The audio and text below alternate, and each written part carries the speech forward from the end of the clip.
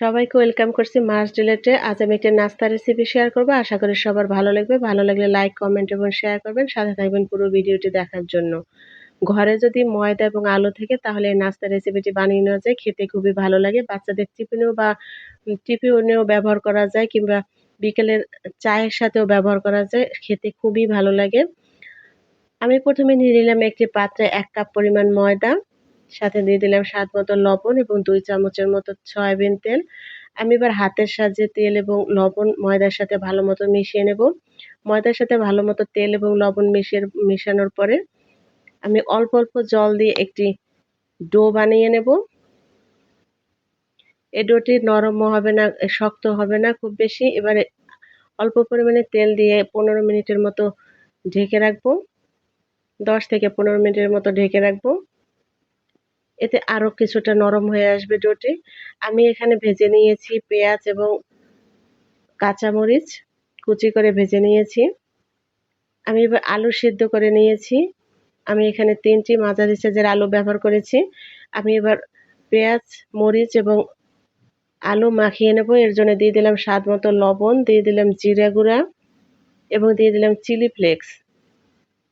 Chilli flakes দিয়ে ভালো মতো আলুর সাথে মাখিয়ে নেব। আমরা যেভাবে ভর্তা বানিয়ে থাকি এরকম মাখিয়ে নিতে হবে। এবার আমি ডোটি ১০-১৫ মিনিটের পরে ঢাকনা তুলে ডোটি আবার কিছুক্ষণ মেখে নেব।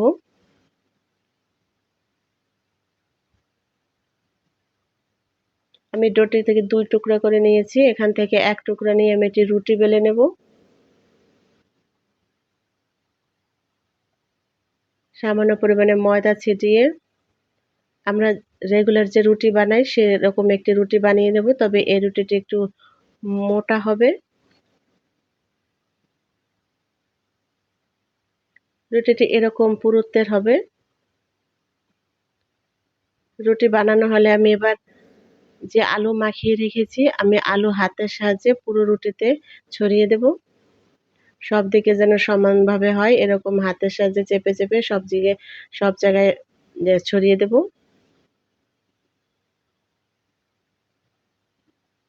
এই রেসিপিটি খুবই ভালো লাগে। এই নাস্তাটি বাচ্চা বড় সবাই পছন্দ করবে।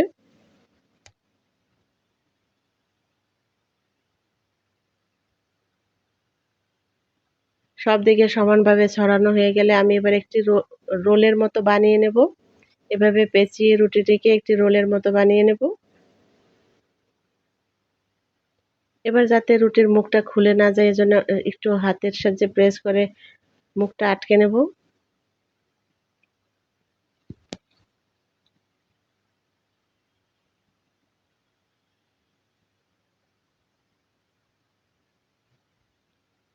রোল বানানো হয়ে গেলে আমি এবার একটি ছুরির সাহায্যে এভাবে কেটে নেব।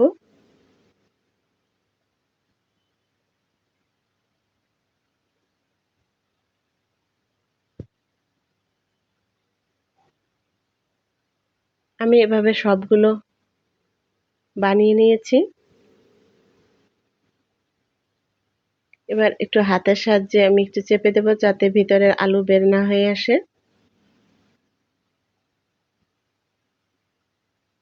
আমি এভাবে ২টি টুকরো থেকে রুটি বানিয়ে সবগুলো বানিয়ে নিয়েছি। আমি এবার একটি বাটিতে অল্প পরিমাণে ময়দা দিয়ে সাথে দিয়ে দিলাম সামান্য লবণ এবং অল্প অল্প জল দিয়ে একটি পাতলা ব্যাটার বানিয়ে নেব।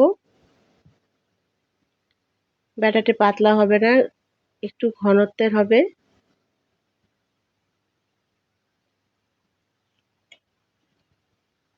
আমি এবার আমি যে নাস্তাটি তৈরি করেছি সেই নাস্তাটি এই ব্যাটারে ডুবিয়ে আমি এবার তেলে ভেজে নেব।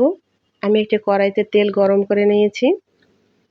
এবার এক একটি করে নাস্তা নিয়ে আমি এভাবে ব্যাটারে ডুবিয়ে এভাবে তেলে ভাজি করে নেব। এ সময় চুলার আঁচ কমিয়ে রাখতে হবে, না হলে পুড়ে যাবে। আমি এবার এক পাশ হয়ে গেলে একটি চামচের সাহায্যে উল্টিয়ে দেব। এভাবে মুচমুচে করে সবগুলো আমি ভেজে নেব।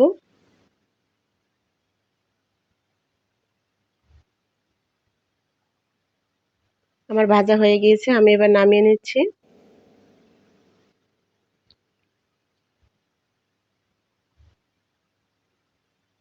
ভাজার পরে খুবই মুচমুচে হয় এবং খেতে খুবই ভালো লাগে। বাচ্চা বড় সবাই পছন্দ করবে। আশা করি আজকের রেসিপিটি সবার ভালো লেগেছে। ভালো লাগলে লাইক, কমেন্ট এবং শেয়ার করবেন। আমার পেজের সাথে থাকবেন।